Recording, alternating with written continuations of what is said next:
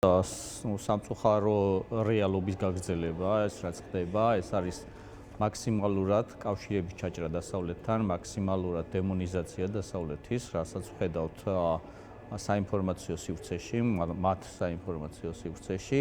აი ამის გაგრძელება არის, შესაძლოა შემდეგში ემზადებოდნენ კიდეც უფრო მეტად ანტიდასავლური ნაბიჯების გადასადგმელად და ამის მანიშნებელი შეიძლება იყოს.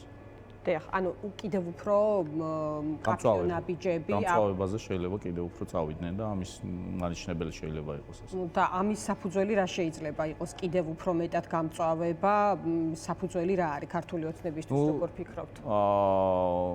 რეალურად ჩვენ ვხედავთ ახლა დამოკლეს מחვილივით სანქციები კიდია მათ თავზე, რომელიც უკვე არა ევროკავშირის სახელით, არამედ კონკრეტული ქვეყნების სახელით დაიწყო და რასაც ალბათ გაგრძელება იქნება, შესაძლოა მათ აქვთ გარკვეული ინფორმაცია, წინსწრები ამის თაობაზე და ამის მანიშნებელი შეიძლება იყოს. მათ შორის ინდივიდუალურად სხვადასხვა ქვეყნებისგან, რადგან ხშირად არის საუბარი პროცესზე, რომ რადგან კონსენსუსი ვერ ხერხდება სანქციებზე უშუალოდ ევროკავშირში, ეს გადაწყვეტილებები მიიღონ ინდივიდუალურად ქვეყნებმა. კარგით, ახლა გადავიდეთ ამ საკითხზე. ეს არის რუსების პოზიცია ამერიკელებთან დაკავშირებით ამ პროცესზე, რომელიც ეხება უკრაინის სამშვიდობო გეგმას. არსებული სურათის გათვალისწინებით რა დასკვნის გაკეთება შეიძლება? ბატონ ზურაბ, მთავარი კითხვა არის ის დათანხმდება თუ არა რუსეთი ამ პროცესს, ხომ? იმიტომ რომ უკრაინის თანხმობა 30 დღიანი ცეცხლის შეწყვეტაზე არსებობს რეალურად. რა არის თქვენი ანალიზი? პროცესში კარგი ის არის, რომ ჯერ მოხდა შეერთებული შტატების და უკრაინის შეთანხმება და მხოლოდ მერე წარედგინა ეს რუსეთს.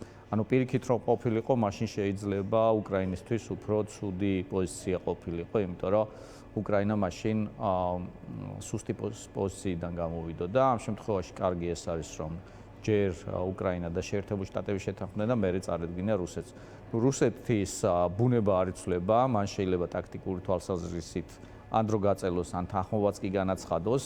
რეალურად არ ვიცით, დღეს ხვალ გაირკვევა ეს ამბავი, იმიტომ რომ როგორც ახლა სტუდიაში შემოსვლამდე ვნახულობდი ინფორმაციებს, ამერიკის პრეზიდენტის სპეციალური წარმომადგენლის თვითმფრინავი დაჯდა მოსკოვში და ალბათ გაიმართება ამის თაობაზე მოლაპარაკებები და დღეს ასევე პუტინის პრესკონფერენცია იგეგმება, ლუკაშენკოს ხვდება და მაგის მერე ალბათ და იქაც ალბათ რაღაცა იქნება, მინიშნება. ყოველ შემთხვევაში დიდი დრო არ დაგჭირდება იმის გასარკვევად თუ რას იზავს რუსეთი. რეალურად რუსეთის მიზანი გრძელვადიანი არ იცვლება, ეს გრძელვადიანი მიზანი რუსეთის არასოდეს ყოფილა დონეცკის ან ლუგანსკის ოლქის ოკუპაცია, მისი მიზანი არის კიევის დაპყრობა, უკრაინის დაპყრობა, უკრაინის სახელმწიფოებრიობის გაუქმება და საბჭოთა კავშირის ახალი ფორმით აღდგენა.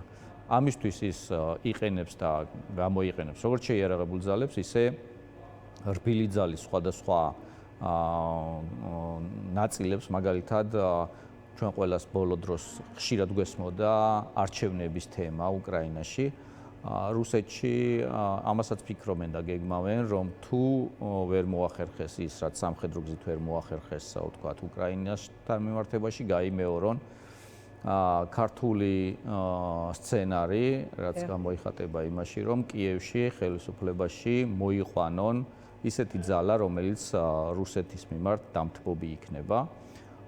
ასეთი საფრთხე არსებობს, თუმცა ამ საფრთხეს სერიოზულად ცივი გადაავლო იმან, რაც ოვალურ კაბინეტში მოხდა, მხედველობაში მაქვს ზელენსკის მიმართ ეს გამოჩენილი ეს ინციდენტი, რომელმაც პირიქით იმუშავა და გაზარდა ზელენსკის მხარდაჭერთა რაოდენობა უკრაინაში. მაგრამ ჩვენ არ ვიცით, რამდენად გრძელვადიანი შეიძლება იყოს ეს.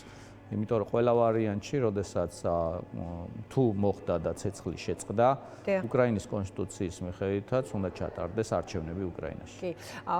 ბატონ ზურაბ, ან პარალელური პროცესი, რასაც ხედავთ, არის ის, რომ უკრაინამ რუსეთის 5 სამრეწველო ობიექტზე დრონებით იერიში მიიტანა. აი ახლა როდესაც ვლაპარაკობთ ამ საკითხზე, წინა საათებში ეს მოხდა, რუსეთმა უკრაინის კრიტიკულ ინფრასტრუქტურაზე მიიტანა ასევე დრონებით იერიში. ჩვენ ნახეთ პუტინი, რომელიც კურსკის ოლქში ჩავიდა და და იქ ლაპარაკობდა, რომ უკრაინის საზღვრის გასწვრივ უსაფრთხოების ზონის შექმნაზე ფიქრი იყო საჭირო და აუცილებელი. ასევე მინდა კითხო, ტრამპმა მეორედ ახსენა საქართველოს, ცხადია არის ინტერესი, რომ საქართველოს ეს რა კონტექსტში ახსენებს და რა სიტყვის ჩვენს ქვეყანასთან დაკავშირებით და მან ისევ გაიმეორა, რომ რუსეთმა ბუშისგან წაიღო საქართველო, ობამასგან ყირიმი და მისგან არაფერი წაუღიათ. აი ამ ნაწილზე რისი თქმა შეგიძლიათ კონკრეტულად ტრამპთან დაკავშირებით საქართველოს ემოლოდინები და აი მეორედ იგივე კონტექსტში საქართველოს ხსენება რაზე შეიძლება მიუთითებდეს? კარგი ის არის, რომ საერთო კონტექსტში განიხილავს მათ შორის ტრამპიც საქართველოს და უკრაინის თემას, პირდაპირ კავშირში არის უკრაინის თემასთან საქართველოს თემა.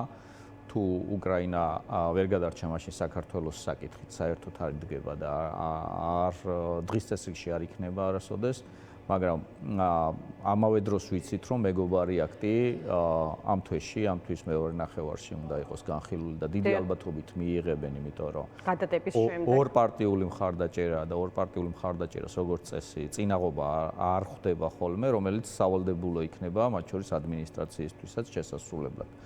ამ ხრივ ეს იმედისმომცემი არის, კი, ცუდი არის იმ ხრივ, რომ გვახსენებენ როგორც რუსეთის მიერ წაღებულ ქვეყნად, მაგრამ ამავე დროს იმედიც არის იმის, რომ მეგობარ აქტსაც მიიღებენ და რომ საქართველო გლობალურად დღის წესრიგში დგას, კიდევ უფრო მეტად იდგება საქართველო დღის წესრიგში ევროპელების მხრიდან, იმიტომ რომ ევროპელები უფრო მეტად არიან უკვე კონცენტრირებული უსაფრთხოების საკითხებზე კონტინენტზე და ამ უსაფრთხოების არქიტექტურაში საქართველოსაც თავისი ადგილი აქვს.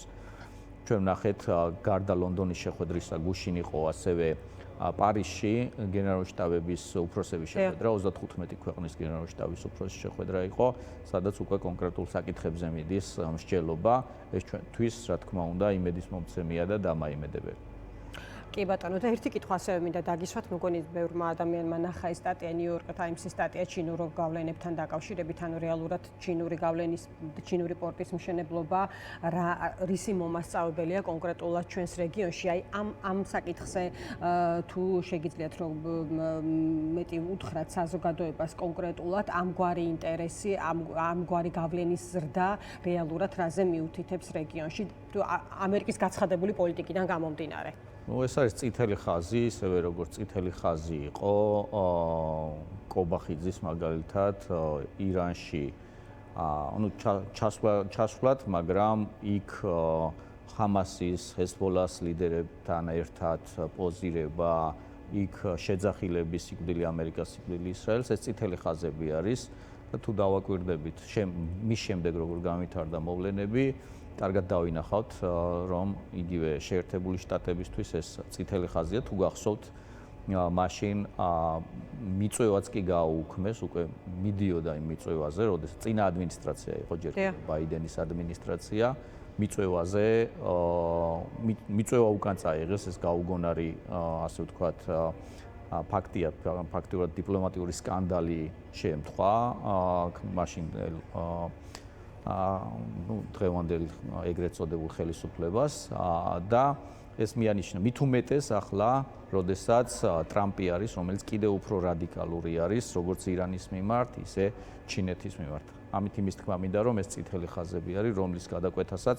ვაშინგტონში მაინც და მაინც არ მიესალმებიან, რბილად რომ თქვათ და ჩვენ ვნახეთ იგივე ქართული ოცნების განცხადებებიც იმასთან დაკავშირებით, რომ მაინც და მაინც კმაყოფილები არ არიან ტრამპის ადმინისტრაციით, ისინი აცხადებენ, რომ კიდევ მიდის ბრძოლები და ანუ ეს ბრძოლა მძიმე იქნებაო, აცხადებენ. ეს იმის მანიშნებელია, რომ მათთვის სასარგებლო ჯერჯერობით ყოველ შემთხვევაში ამ ეტაპზე არაფერი ხდება. დიდი მადლობა დაგემშვიდობებით, ეს იყო ზურაბ ბატიაშვილი, სწორედ ისაუბრობდა ჩვენ სტუდიაში 3 საათზე ახალი